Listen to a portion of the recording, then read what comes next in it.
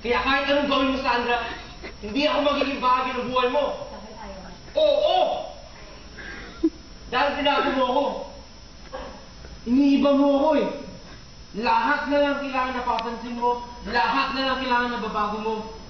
Pati yung boses ko, pati yung English ko, pati yung pag-upo ko, pati yung pananamit ko.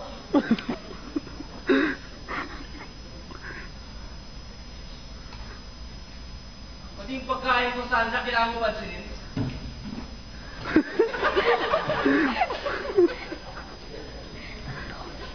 Alam mo ba kung ano nasisip ko ngayon?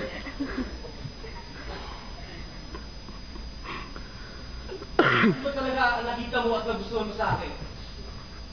Ha? Meron ba, Sandra? Ano? Lahat na lang kasi gusto mo baguhin. Lahat na lang kasi gusto mo punahin. Baka naman, kamali ka na sa akin. Siguro nga. Ngayon, kikita naman pala talaga ng utak mo eh. Pinupuna kita, pinatama kita para sa kabutihan mo. Hindi mo na-appreciate mo. Ano? Alam mo, lahat na ginagawa para sa akin, nakakabuti. Hindi!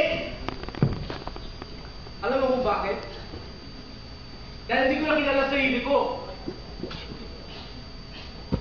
Pinago mo ako eh.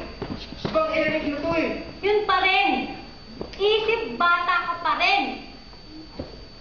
Pagod na ako! Ang pakiramdam ko para ako isang yaya na nag-aalaga sa isang bata! Diba? Hindi pa rin yung sa akin.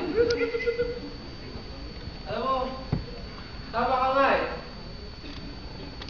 Para akong bata, sunuran sa yaya.